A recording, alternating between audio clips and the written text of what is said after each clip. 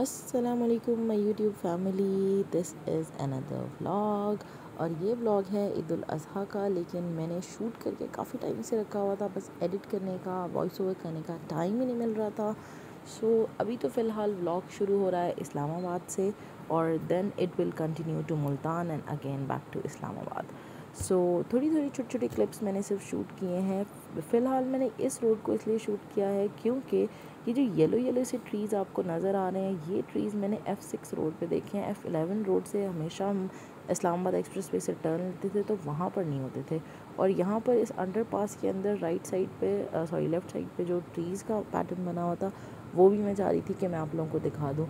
और ये इतनी मेस्मराइजिंग रोड्स है ना, ये जितनी भी roads from Faisal Mosque towards Margalla Hills जा रही है ना, कि तो ऐसी कोई शानदार रोड्स हैं ना, और इनकी इनकी अपनी ही एक ज़ोन है, ख़ास तौर से क्योंकि ये आर्मी एरियाज़ हैं, यहाँ नेवी का एरिया है, आर्मी का है, एयरफोर्स का है।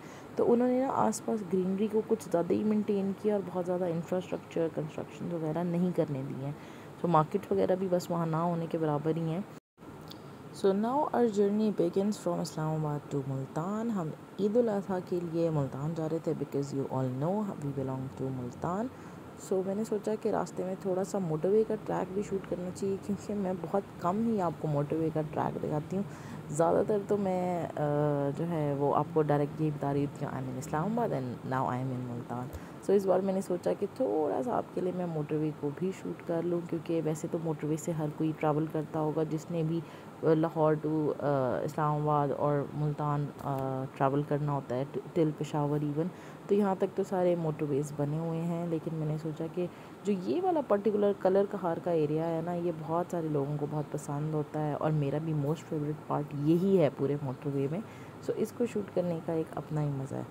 खैर क्योंकि हमें वेकेशंस थी, जॉब तो साथ चल रही है, लेकिन वेकेशंस जब आती हैं तो बंदे का दिल करता है कम से कम ईद पे आप अपने घर वालों के साथ हों, उनके साथ मिल के एंजॉय करें।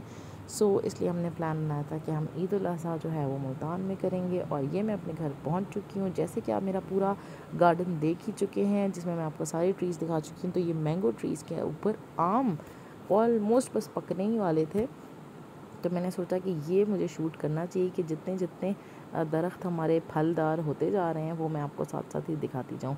इससे पहले मुझे पता चला है कि शहतूत और लीची अपना फल दे चुके हैं। शायद मैं पिछले व्लॉग में आपको दिखाया भी हो, क्योंकि तब भी मैं मुल्तान आई हुई थी, और इस बार टर्न थी आमों की और अंगूरों की।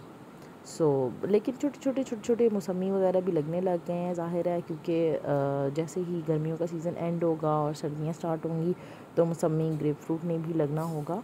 फ़िलहाल तो हमने आम बहुत इन्जॉय किए वहाँ पर। मुल्तान में जाके सबसे बड़ी चीज़ ये होती है कि आपको इतने मैंगोज़ गिफ्ट आते हैं ना, इतने मैंगोज़ गिफ्ट आते हैं कि सुबह शाम आप मतलब ब्रेकफास्ट में हम मैंगो शेक पी रहे थे, और शाम में हम वैसे ही अनवर रटोल, ज़रा हमारा फेवरेट आम है, तो हम शाम में अनवर रटोल खा रहे होते थे। और वापसी पे मैंने इतने सारे अपने कोलीग्स के लिए और जानने वालों के लिए मैंगोज़ परचेज़ किए, क्योंकि आप मुल्तान से आएँ और अगलों को मिलें और अगले आपको ऐसे देखने लग जाते हैं कि ये क्या बात हुई, मुल्तान से आए और आम नहीं लाए। तो गर्मियों में बस यही सीन चलता रहता है, और सर्दियों में लोग हमसे पूछते हैं ये क्या बात हुई, मुल्तान से आए और सोहन हलवा नहीं लाए आप, जो कि मैं आपको ऑलरेडी दिखा चुकी हूँ कि मुल्तान का सोहन हलवा कितना फ़ेमस है और आसपास के लोगों को कितना ज़्यादा पसंद है। तो ये है जी हमारी अंगूरों की बेल, और इसके ऊपर भी मैं आपको दिखाती हूँ कि किस तरह से गुच्छे, बड़े बड़े गुच्छे लगे हुए हैं अंगूरों के। और लोग वैसे कहते हैं कि अंगूरों के ऊपर सांप बहुत आते हैं, घरों में नहीं लगानी चाहिए ये वाली बेलें, लेकिन हमारा क्योंकि आसपास भी काफ़ी ज़्यादा ग्रीनरी है, तो हमारे वैसे ही बहुत ज़्यादा सांप और इस तरह की चीज़ें आ रही थी घर में, तो फिर वाई नॉट के अंगूर की बेल भी लगा ली जाए। तो बस मेरी मदर इन लॉ और मेरे हस्बैंड को बहुत ज़्यादा शौक़ है कि घर के अंदर ही फलदार दरख्त होने चाहिए, और वैसे भी ग्रीनरी होनी चाहिए। आप सबके सामने ही है जितना जितना ज़्यादा ग्लोबल वार्मिंग बढ़ चुकी है और जितना ज़्यादा इश्यूज़ हो रहे हैं फ्लड्स वगैरह के, तो आप लोगों को भी चाहिए अपने आसपास जो है वो दरख्त वगैरह लगाएं, अपने माहौल को साफ़ सुथरा रखने की कोशिश करें। और क्योंकि ये ईद उल अज़हा का मौका था, तो ऐसा कैसे हो सकता है कि हमारे घर में बकरे ना आए हों।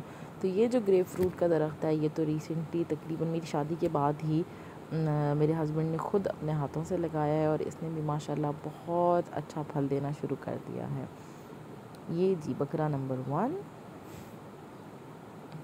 हेलो क्यूटी पाए। अच्छा, इसके फेस के ऊपर मेहंदी लगा के इसको एक अलग सा टच देने की कोशिश की है, वरना यहाँ से मेरा ख्याल है इसका जो हेड क्राउन है वो वाइट होने वाला था, लेकिन बस कुछ लोगों को शौक़ होता है। और ये मेरा ड्रेस, ये मेरी इयररिंग्स बहुत ही स्पेशल हैं, चांदी की बालियाँ हैं, ये बहुत अच्छी लग रही थी पहने हुए।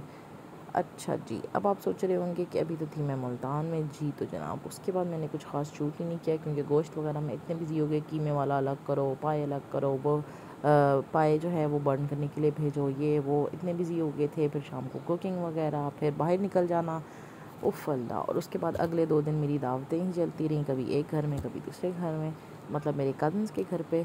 तो इतनी ज़्यादा मैं टायर्ड हो जाती थी, कुछ ख़ास शूट करने का मौका ही नहीं था मिलता। अब हम वापस आ चुके हैं इस्लामाबाद। ये आप देख रहे हैं F10 मरकज़, जहाँ पे हम बस जा ही रहे हैं। इस्लामाबाद आके थोड़ा सा ऐसे विड्रॉल वाली फ़ीलिंग आती है कि नहीं यार, अभी मुल्तान में और दिन गुजारने थे, लेकिन जो वेदर का शिफ्ट है ना, वो कहता है नहीं, सही किया है। क्योंकि मुल्तान के अंदर अभी भी काफ़ी ज़्यादा गर्मी और हीट वेव्स चल रही थी, लेकिन अल्हम्दुलिल्लाह ईद ट्रैवल के दौरान जाते हुए भी बारिश होती रही, आते हुए भी बारिश होती रही, और वहाँ जितने दिन हम वहाँ रुके ना, उतने दिन भी बारिश होती रही। तो हमने सही वाला वेदर एंजॉय किया, लेकिन बारिश के बाद भी जो ह्यूमिडिटी हो जाती है, उससे थोड़ा सा ऐसा सफोकेटेड सा बंदा फ़ील करता है। तो जो भी लोग मुल्तान जाना पसंद करते हैं, देखें, अगर आप में हिम्मत और हौसला है कि आप आमों की खातिर गर्मी बर्दाश्त कर सकते हैं, तो ज़रूर समर में जाएँ। Otherwise please visit in winters, क्योंकि जो लोग नहीं हैं मुल्तान के रहने वाले, उनके लिए तो बिल्कुल भी इस हीट को बर्दाश्त करना जो है ना, एक नामुमकिन काम है।